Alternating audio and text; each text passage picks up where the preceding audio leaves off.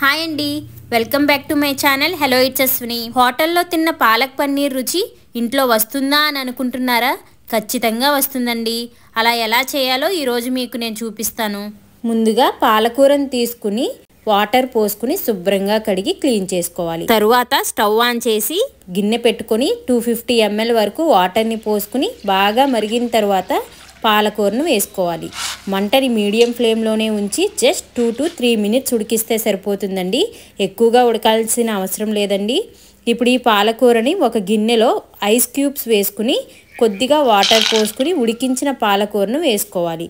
ఇలా చేయడం వల్ల పాలకూర కలర్ మారకుండా గ్రీన్ కలర్లోనే ఉంటుంది. ఇప్పుడు ఈ పాలకూర పూర్తిగా చల్లారిన తర్వాత తీసి మిక్సీ జార్లోకి వేసుకోవాలి. ఇప్పుడు దీనిలోకి 3 లేదా 4 పచ్చిమిర్చి, అలాగే 10 వరకు జీడిపప్పులు, 5 బాదం పప్పులు వేసుకుని కొద్దిగా కొత్తిమీరను కూడా వేసుకుని ఫైన్ పేస్ట్ లాగా గ్రైండ్ చేసుకోవాలి. చూడండి, ఈ విధంగా గ్రైండ్ చేసుకున్నాక పేస్ట్ అనేది ఇలా సాఫ్ట్గా వచ్చేలాగా చూసుకోండి. ఇప్పుడు స్టవ్ ఆన్ చేసి కడాయి పెట్టుకుని కొద్దిగా ఆయిల్ అలాగే కొద్దిగా బటర్ వేసుకోవాలి.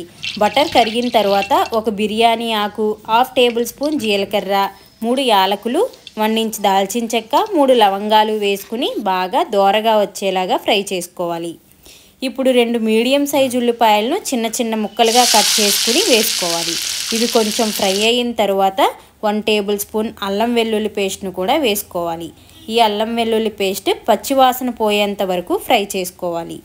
ఇప్పుడు ఇవి ఫ్రై అయిన తర్వాత చిటికెడు పసుపు, రుచికి సరిపడా ఉప్పు, 1/2 టేబుల్ స్పూన్ కారం, అలాగే 1 టేబుల్ స్పూన్ ధనియాల పొడి, 1/2 టేబుల్ స్పూన్ జీలకర్ర పొడి, 1 టేబుల్ స్పూన్ గరం మసాలా వేసుకుని కలుపుకోవాలి. ఇక్కడ మనం కారం అనేది తక్కువగానే వేసుకోవాలండి. ఎందుకంటే మనం పచ్చిమిర్చిని పాలకూరతో పాటు గ్రైండ్ చేసుకున్నాం కాబట్టి కారం కొంచెం తక్కువగానే పడుతుంది. ఇప్పుడు దీనిలోకి మనం గ్రైండ్ చేసి పెట్టుకున్న పాలకూర పేస్ట్ని కూడా వేసుకోవాలండి.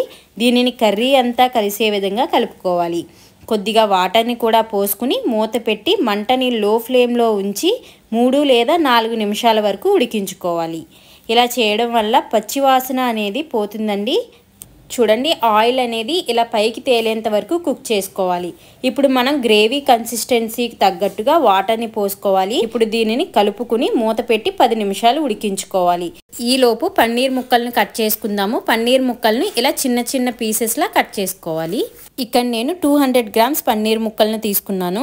చూడండి, ఇలా కర్రీ అనేది బాయిల్ అవుతున్నప్పుడు పన్నీర్ ముక్కల్ని వేసేసుకుందాము.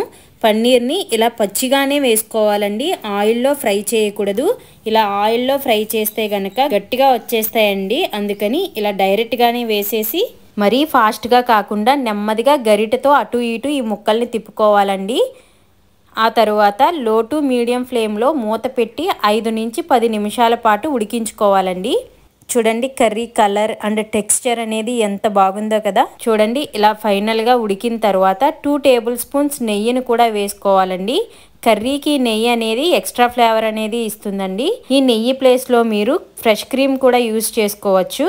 అంతేనండి, yummy restaurant style palak paneer curry ready అయిపోయిందండి. మీకు ఈ వీడియో నచ్చిందంటే ఒక లైక్ కొట్టి ఛానల్కి సబ్స్క్రైబ్ చేయడం మర్చిపోవద్దండి. మీరిచ్చే ఒక చిన్న లైక్, ఒక కామెంట్ నాకు చాలా పెద్ద గిఫ్ట్ లాంటివండి. మరో కొత్త వంటకంతో మీ ముందుకు వస్తానండి. Thank you for watching.